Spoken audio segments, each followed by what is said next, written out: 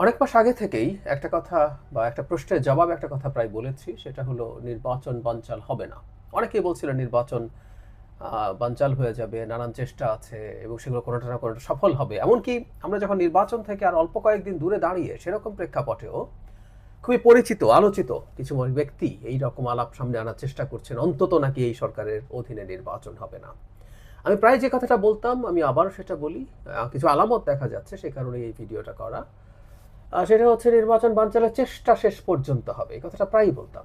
কিন্তু আমি এটাও বলতাম কোনো চেষ্টা শেষ পর্যন্ত সফল হবে না, অনেকগুলো হত্যাকাণ্ড করতে পারে প্রার্থীদেরকে, এরকম আলাপ করেছি। এবং আমি তাতেও মনে করি যে সেটাও নির্বাচন বানচাল করার জন্য যথেষ্ট হবে না। এর মধ্যে একজন ওসমান হাদিকে হত্যা করা হয়েছে।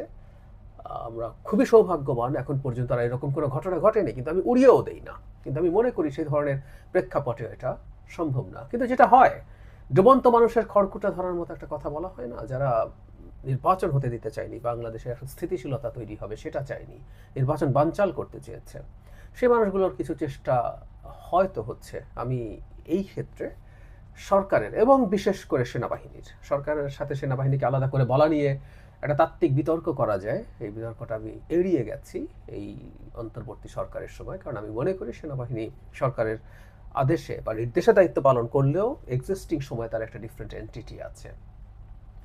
দুটো ঘটনা, একটা হচ্ছে গতকাল যমুনার সামনে ওসমান হাদির তদন্ত, তার হত্যা তদন্ত করার জন্য জাতিসংঘকে চাওয়া হয়েছে ইনকিলাব মঞ্চের পক্ষ থেকে। আমি দেখলাম প্রধান উপদেষ্টা প্রেস সচিব এরকম কি কি যেন বলছেন, এটা নাকি তারা দেখবেন ইত্যাদি ইত্যাদি, বা তারা কথা বলবেন, দায়িত্ব দেওয়ার চেষ্টা করবেন। মানে জাতিসংঘ কোনো একটা দেশের অভ্যন্তরে একটা স্পেসিফিক খুনের তদন্ত করছে, মানে আমার জানা মতে নেই। হ্যাঁ, তারা খুব মেজর কোনো ঘটনা যদি ঘটে, যেমন শেখ হাসিনার ব্রুটালিটি নিয়ে, তার হিউম্যান রাইটস ভায়োলেশনস, তার ক্রাইম অ্যাগেন্স্ট হিউম্যানিটি, এগুলো নিয়ে তাদের মানবাধিকার হাই কমিশন রিপোর্ট করেছে, তদন্ত করেছে, দ্যাটস ফাইন। কিন্তু প্রশ্ন সেটা না, প্রশ্ন হচ্ছে ইনকিলাব মঞ্চ এখন কেন যাচ্ছে? একটা নতুন সরকার আসতে খুব অল্প কয়েকদিন সময় বাকি আছে, এরকম একটা চাওয়া তাদের কেন? নাকি একটা অস্থির পরিস্থিতি তৈরি করা? শুধু সেটা না, আমি খেয়াল করেছি এনসিপির লোকজন আছেন যারা অনেকে স্ট্যাটাস দিয়েছেন, শেয়ার করেছেন, সংহতি প্রকাশ করেছেন। জনাব নাসিরউদ্দিন পাটোয়ারি সেখানে গিয়ে সংহতি প্রকাশ করেছেন। আমি আবার কাউকে কাউকে এনসিপির ইলেকশন করছেন এরকম আহ্বান জানাচ্ছেন, ঢাকার আশপাশে যারা আছেন তারা যেন যমুনার সামনে চলে গিয়ে সেই অবস্থান কর্মসূচিতে অংশগ্রহণ করেন। এবং নানান রকম লোকজন, বিএনপিতেও বেশ কিছু গুপ্ত লোকজন আছে, আমি তাদের কাউকে কাউকে আবার বিচার দেরি হয়ে যাচ্ছে, এখানে কিছু করা উচিত, মানে তারা বিএনপি বিএনপি ভাব ধরেন, ইলেকশন খুব হওয়া দরকার বলে মনে করেন, কিন্তু আবার এটাও করেন। সুতরাং বিএনপির এই ব্যাপারগুলো সম্পর্কে কেয়ারফুল থাকা দরকার হবে। আরেকটা ঘটনাকে আমি এটার সাথে একসাথে মিলিয়ে দেখতে চাই, সেটা হলো আজ সকালে পে স্কেল যেটা সুপারিশ করা হয়েছে, সেটার বাস্তবায়নের দাবিতে পুলিশের ব্যারিকেড ভেঙে যমুনায় যাওয়া হয়েছিল। For the time being police সেটাকে ছত্রভঙ্গ করে দিয়েছে, এটা একটা প্রশংসার ব্যাপার। শাহবাগে এসে তারা আবার এখানে অবস্থান করেছেন, আরও বিভিন্ন জায়গায় ছড়িয়ে ছিটিয়ে গেছেন।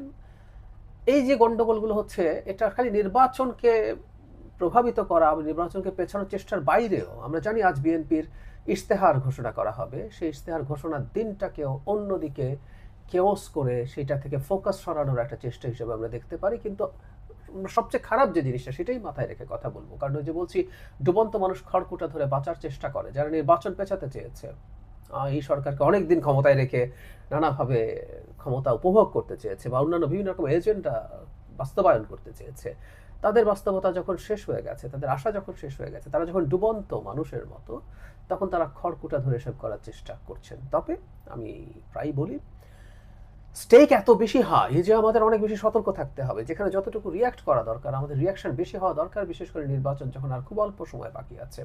এই ক্ষেত্রে আমি সেনাবাহিনীকে খুবই গুরুত্বের সাথে এই ধরনের সিচুয়েশন হ্যান্ডেল করতে আহ্বান জানাই। প্রয়োজনে যতটা টাফ হওয়ার তারা টাফ হবেন।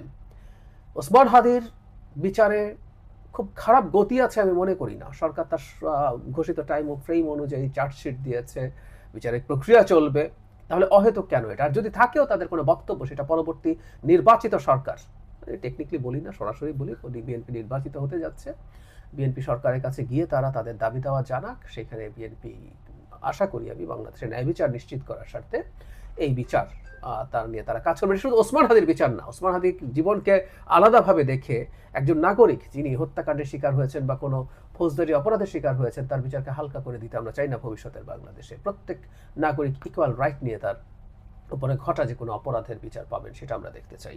আর একই সাথে পে স্কেলের কথা বলছি, মানে এই একটা জিনিস এই অন্তর্বর্তী সরকারের একটা বাজে ফাজলামো, শব্দটা কথ্য হয়ে গেল বলে ফেললাম, একটা ফাজলামো হয়েছে।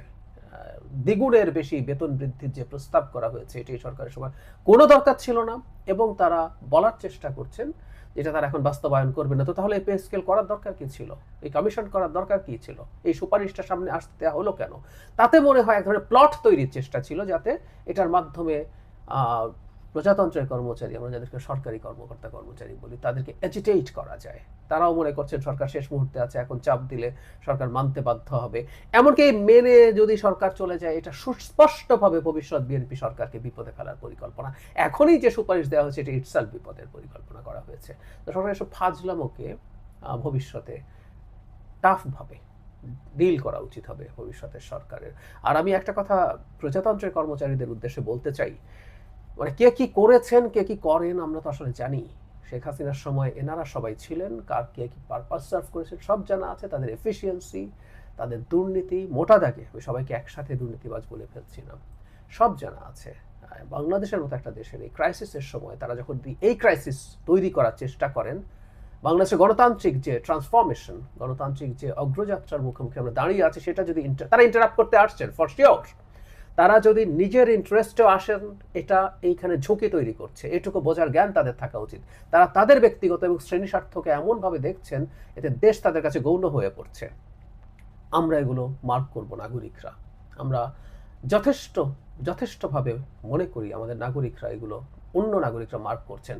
এই দেশে সাধারণ মানুষের কাছে প্রজাতন্ত্রের কর্মচারীদের খুব বেশি সুনাম টুনাম নেই, কখনোই ছিল না। তাদের বিরাট একটা অংশ দুর্নীতিতে জড়িত, ইনএফিশিয়েন্ট, কাজ ঠিক মতো করেন না। আর শেখ হাসিনার সময় তারা কি করেছেন মানুষ জানে। সুতরাং তাদের এত বেশি হ্যাডাম দেখানো উচিত হবে না। আর সেনাবাহিনীর প্রতি আমি আবারও আহ্বান জানাই, যে কোনো পরিস্থিতিতে তারা খুবই সতর্ক যেন থাকেন এই সময়গুলোতে। আমি মনে করি না খুব মেজর কিছু হতে পারে, তবে স্টেক ইজ সো হাই, আবারও বলছি ছোট ব্যাপারকে অনেক বেশি সিরিয়াসলি ডিল করা দরকার।